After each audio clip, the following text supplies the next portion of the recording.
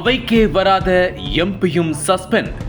Pass கொடுத்த பாஜக MP உள்ளே, நாங்கள் வெளியே. ஒன்று கூடிய எதிர்க்கட்சி எம்பிகள் மொத்தமாக தூக்கியடித்த சபாநாயகர். அதிரும் இந்திய நாடாளுமன்றம். இந்திய நாடாளுமன்றத்தில் அரங்கேறிய பயங்கரவாத தாக்குதல் நடைபெற்று 22 ஆண்டுகள் நிறைவடைந்துள்ளன. கடந்த 2001ஆம் ஆண்டு டிசம்பர் 13ஆம் தேதி காலை 11:30 மணியளவில் போலியான அடையாள அட்டைகளை காட்டி வெள்ளை நிற அம்பாசிடர் காரில் 5 பேர் கொண்ட பயங்கரவாத கும்பல் நாடாளுமன்ற வளாகத்தில் புகுந்தனர். அப்போது அவர்கள் நடத்திய பயங்கர தாக்குதலில் 6 பாதுகாப்பு படையினர், 2 நாடாளுமன்ற வளாக பாதுகாவலர்கள் மற்றும் தோட்ட பணியாளர்கள் என 9 பேர் மரணம் அடைந்தனர். தாக்குதல் நடத்தப்பட்ட போது எம்பிகள் உள்பட 100க்கும் மேற்பட்டோர் நாடாளுமன்றத்திற்குள் இருந்தனர். இந்த சம்பவம் இந்திய நாட்டையே பெரும் பரபரப்புக்கு உள்ளாக்கியது. மிகப்பெரிய கருப்பு நாளாக இது இன்றளவும் பார்க்கப்படுகிறது. இந்த நாடாளுமன்ற தாக்குதல் நடத்தப்பட்டு சுமார் 22 வருடங்கள் ஆகின்றன. 2001ஆம் ஆண்டு நாட்டுக்காக வீர மரணம் அடைந்த பாதுகாப்பு படையினர் படங்களுக்கு பிரதமர் மோடி, உள்துறை அமைச்சர் அமித்ஷா மற்றும் எதிர்க்கட்சி தலைவர்கள் மல்லிகார்ஜுனா கார்கே, சோனியா காந்தி உள்ளிட்டோர் மலர் தூவி மரியாதை செலுத்தினர்.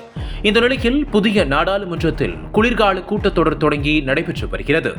இதில் பல்வேறு கேள்விகளை எதிர்க்கட்சிகள் தயாரித்து வைத்து காத்திருக்க, ஆளும் பாஜகவோ அதற்கு பதில் தருவதற்காக தயாராகி கொண்டிருந்தது.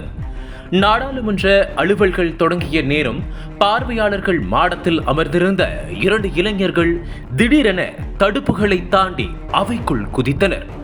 எம்பிகள் அமர்ந்திருந்த சேர் மற்றும் டேபிள்கள் மீது தாவி சென்ற அவர்கள் ஷூவில் மறைத்து வைத்திருந்த மர்ம பொருட்களை அவையில் வீசி எறிந்தனர். அதிலிருந்து திபுதிபுவென வெளியேறிய புகை நாடாளுமன்றத்தில் முழுவதுமாக சூழ்ந்தது. அந்த நேரத்தில் அங்கிருந்த மூத்த தலைவர்களும் நாடாளுமன்ற எம்பிகளும் என்ன செய்வது என தெரியாமல் திகைத்து போயிருந்தனர். இந்த சம்பவம் தொடர்பாக கைது செய்யப்பட்ட 2 வருடமும் விசாரணை நடைபெற்று வருகிறது.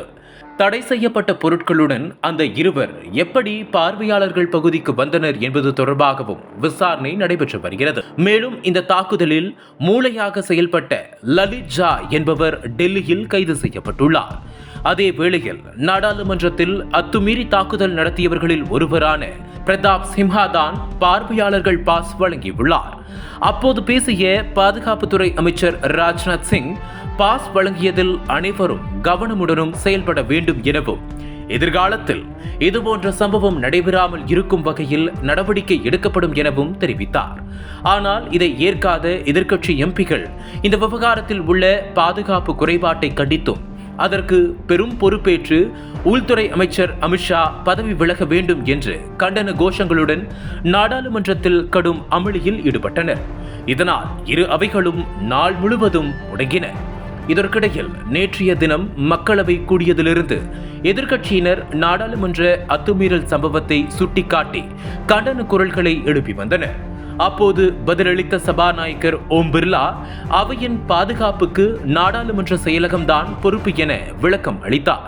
ஆனால் இந்த விவகாரத்தில் பாஜக எம்பி பிரதாப் சிம்ஹாவை விசாரிக்க வேண்டும் என வேண்டுகோள் விடுத்தனர். அதற்கு சபாநாயகர் முறையாக பதிலளிக்கவில்லை. தொடர்ந்து எதிர்க்கட்சி எம்பிகள் அமளியில் ஈடுபட்டதால் அவை நடவடிக்கைகள் மொத்தமாக முடங்கியது.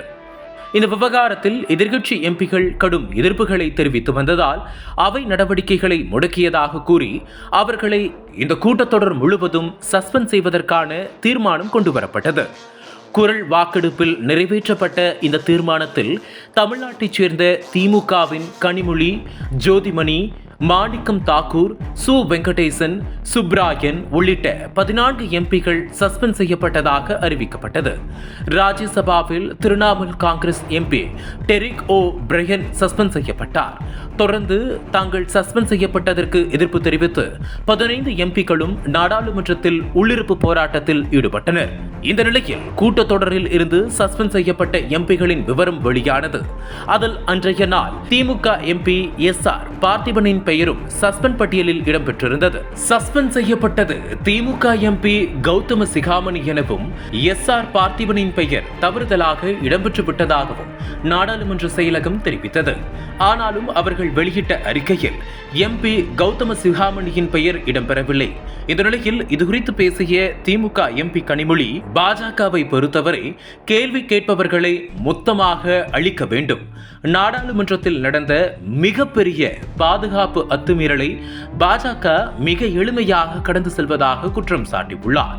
தொடர்ந்து மதுரை எம்பி சு வெங்கடேசன் பேசும்போது, நாடாளுமன்றத்தில் அத்துமீறிய கும்பலுக்கு பாஸ் கொடுத்த பாஜக எம்பி அவைக்கு உள்ளே இருக்கிறார். பாதுகாப்பின்மைக்கு காரணம் யார் என கேட்ட நாங்கள் சஸ்பெண்ட் செய்யப்பட்டு அவைக்கு வெளியே இருக்கிறோம் என தனது கண்டனத்தை தெரிவித்துள்ளார். இந்த நிலையில் 15 எம்பிகள் சஸ்பெண்ட் செய்யப்பட்டதற்கு முதலமைச்சர் மு.க. ஸ்டாலின் உள்ளிட்ட மூத்த எதிர்க்கட்சித் தலைவர்கள் கடும் கண்டனங்களை தெரிவித்து வருகின்றனர். தற்போது இந்த விவகாரம் பெரும் பரபரப்பை ஏற்படுத்தியுள்ளது.